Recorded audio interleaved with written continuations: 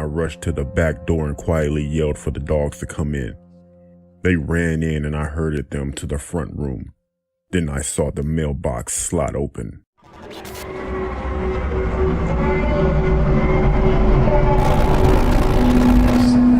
Nightmare Files.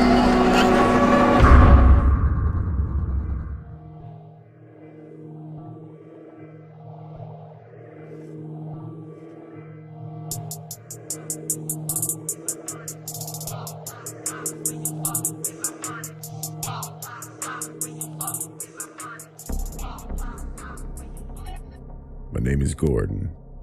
I'm 22 years old, but this story happened when I was 10, and it takes place in Florida. Me, my 6-year-old brother, and parents were on our way to Disney World for the weekend. It was our first time driving there, and we got a bit lost. We had to leave in the afternoon, and it was quite a long drive from where we lived. And like I said, we got a bit lost. It was dark outside, and we had to drive through the country lanes, but it wasn't just dark, it was basically pitch black because there were no street lamps whatsoever. The country roads we were driving through were quite creepy. I know me and my brother were freaked out, and to be honest, I think my parents were too. We had been driving for a while and I had to pee very bad. I know we could pull over, but I really didn't want to because it was scary as hell out there. But unfortunately I couldn't hold it anymore, so I asked my dad to pull over. I got outside and I walked over to some nearby bushes, which led into a forest. It was pretty cold outside and I was shivering. Like I said, it was pitch black, but I could see a little bit because our car's headlights were on. I went to do my business when I heard a branch snap. I looked up and towards the woods and I saw some kind of light. It was a lantern. I looked closer and it was floating up, and then I saw it wasn't floating. Someone was picking it up, and the lantern light revealed a face I would never forget. It was a man who looked to be in his late 40s. He had gray beard, and he was smiling with his eyes wide open. He had crooked yellow teeth. I stood there in shock with tears in my eyes. He then motioned with his finger for me to come toward him. I pulled up my pants and ran back to my car. My mom said to me, "Are you okay, sweetie?" I just smiled and said yeah, and we continued driving.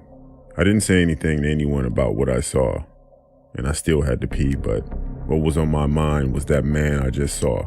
We finally arrived and I was able to use the bathroom. Me and my brother were, and still are close, so that night while we were laying in our beds, I told him what I saw, and to my surprise he didn't seem that freaked out when I told him. He looked down with a worried look on his face. Then he told me something he saw in the car while we were pulled over. He was looking outside of his window, which were farm fields. He said he saw what looked to be a family of 4 standing in the middle of a field, who were also holding lanterns.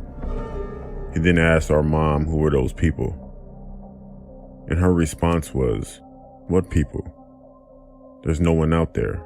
And at that point, that's when I got back in the car. That night, and many nights after, me and my brother have discussed what we saw, and we didn't know if it was real or not, or our imagination. I personally still believe to this day what I saw was real. This story still haunts me and gives me chills every time I think of it. What do you think?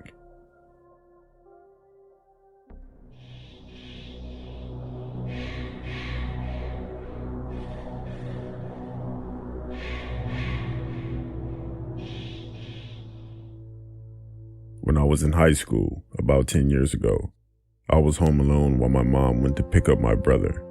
And before my mom left, she told me to bring the dogs in. Now we had 2 beagles, one that was friendly but barked loud, and an older one that we had gotten from a shelter that was extremely protective and was not afraid to show its teeth. I usually ignored her and left them outside for a bit. I was in the back part of the house and was on a computer when I heard a noise. I walked to our front room and saw a young guy near the front door looking inside my house. I stood slightly out of sight and saw him walk back and forth between our window and then back to the door. And then he tried opening the door. Then he literally threw himself against the door. Immediately, my blood went cold and I rushed to the back door and quietly yelled for the dogs to come in. They ran in and I herded them to the front room. Then I saw the mailbox slot open. I saw his eyes. He was looking right at me. Right away, my older beagle got on the defense and growled. It was more like, "I'm gonna bite you" type of growl, while the other one barked. I got my phone and called my mom and begged her to come back home, in which she did with my brother. They looked around and saw no other signs of entry. I triple check every door now, and even though those 2 dogs have passed away, I keep our current dog near me when I'm home alone. That was one of the scariest experiences I ever had in my life.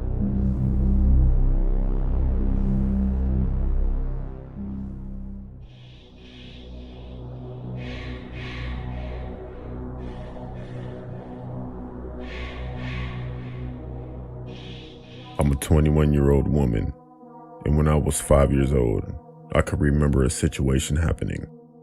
Then when I was a little older, I figured out that it could have gone very bad. My street was full of kids and our parents all knew each other.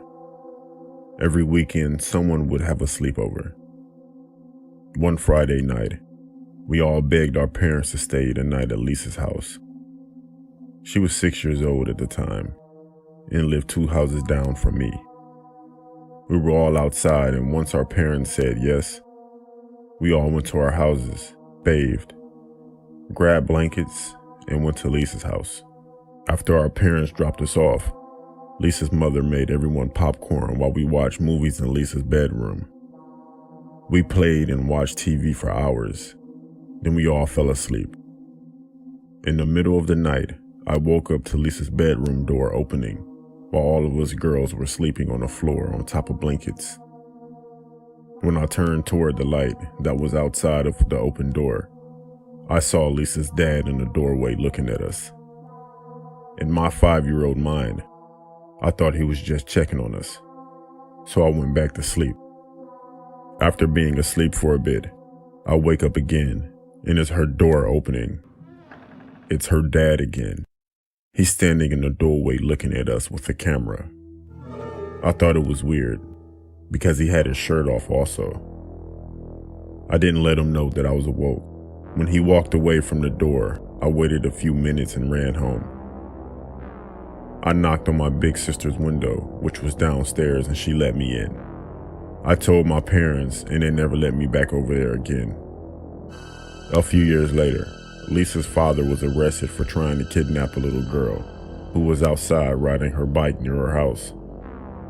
Every time I think of that night at Lisa's house and what he was caught for, I cringe because who knows what he was thinking and what he wanted to do. I'm glad he got caught and no other kids got hurt.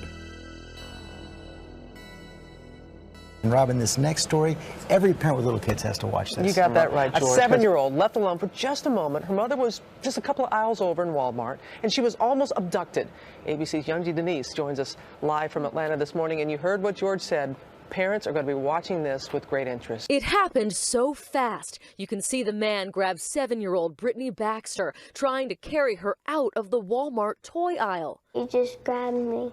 It was just about 24 hours ago when Brittany, out sick from school, was shopping with her mom, who stepped away to grab some fruit, leaving her daughter to play in the toy aisle. That's when store cameras captured this man snatching Brittany, but the second grader put up a fight. I was screaming and kicking him, trying to get away. He put his hand over my mouth. Police say this is security video of a kidnapping suspect in action. A woman walked by a 4-year-old boy, just picked him up and carried him out of a McDonald's restaurant. Fortunately, she didn't get very far. A man grabbing a 13-year-old girl in Florida, dragging her through a store. Her mother fighting back, as you can see.